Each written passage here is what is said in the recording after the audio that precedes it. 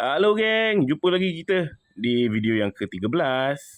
Okey geng, firstly aku nak ucapkan terima kasih banyak-banyak pada korang-korang yang support, yang sentiasa follow up to date dengan perkembangan rumah subsale aku ni. Haha. Okey, so hari ni kita nak buat tembok di belakang rumah tembok di belakang rumah lah seperti mana yang korang tengok ni. Ruang kat belakang rumah aku ni agak besar juga lebar dia 24 kaki. So dia punya panjang tu lebih kurang 20 kaki macam tu lah. First step sekali apa yang aku buat adalah aku akan bukakan ni jaring hijau ni. Ni ada pakcik datang ambil kan, aku bagi je lah. So kita bukakan ke semua jaring hijau tu. Okey, kemudian kita kena bersihkan semak ni. Aduh, semak pun dah naik panjang kan. So kita bersihkan semak dan kita kena buat formwork. Formwork untuk beam kita punya tembok lah.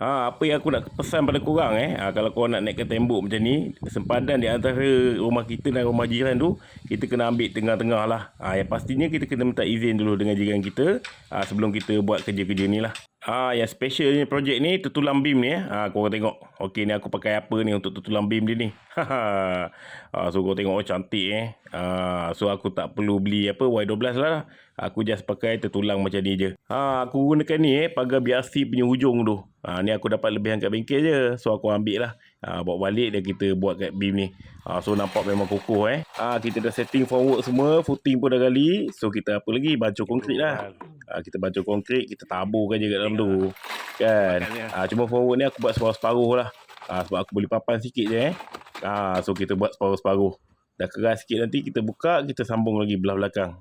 So ni rupa dia lepas kita dah siap konkrit lah. Konkrit ni kau kena pastikan betul-betul level level depan di belakang rumah tu dengan di hujung tu.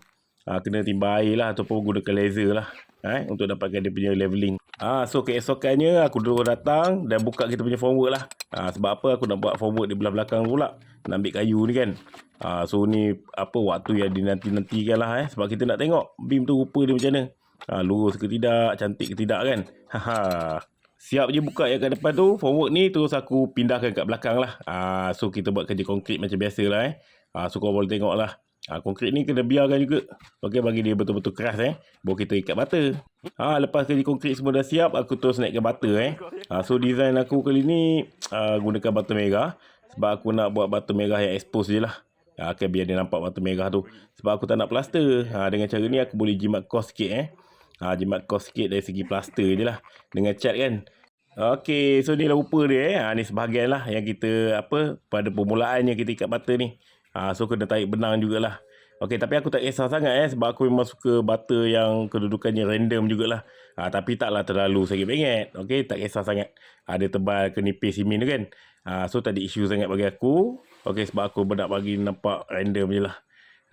So kita sambung je ikat bata ni ke semua di sekeliling lah.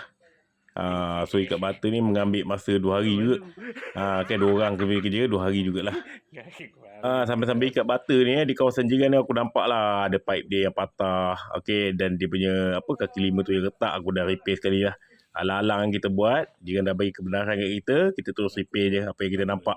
Barang tak beli pun, kebanyakan barang aku dah ada So ni rupa dia memang nampak cantik lah bagi mata aku lah kan.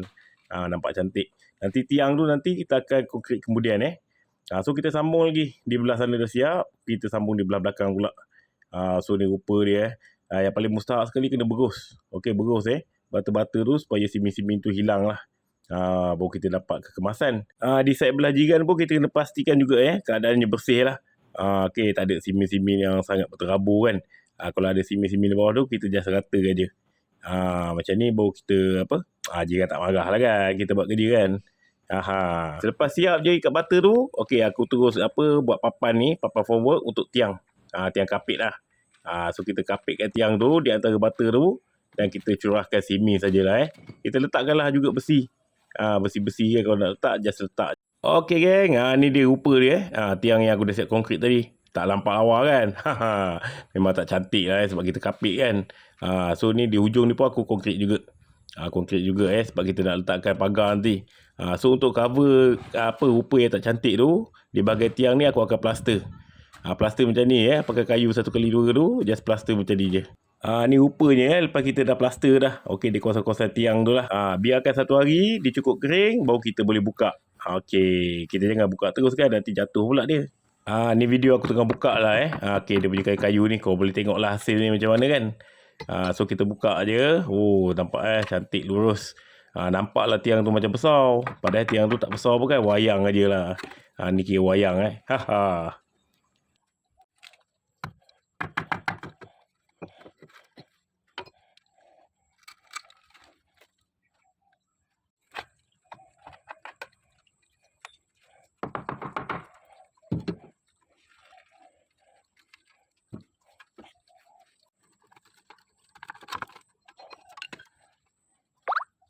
Siap je plaster bahagian tiang tu, aku terus plaster pula di bahagian atas ni. Lebih kurang uh, 10 inci macam tu lah kan. Untuk dapatkan dia punya design sikit lah, adalah rupa sikit kan. So aku takkan plaster keseluruhan lah. Seperti yang aku cakap tadi, nak jimat lah dengan cara ni aku boleh jimat sikit. Okey geng, ni lah rupa dia lepas aku dah plaster tiang lah, plaster atas tu kan. Ikat bata pun dah siap. Cuma yang ni aku belum clear coat lagi nanti kemudian aku akan bersihkan balik dan kita akan clear coat lah. Tembok macam ni kalau kita dah clear coat, dia punya merah bata tu memang naik tapi sebelum tu banyak lagi kerja dia. Okey, aku kena bersihkan dulu simin-simin tu gunakan mata berus dawai gunakan grinder lah. Baru kita boleh buat clear coat. Buat clear coat, siapkan tembok ni dan kita buat pemasangan pagar lah. Okey lah geng, itu je aku nak share kau di video yang ke-13 ni. So terima kasih kerana support dan jumpa lagi di next video.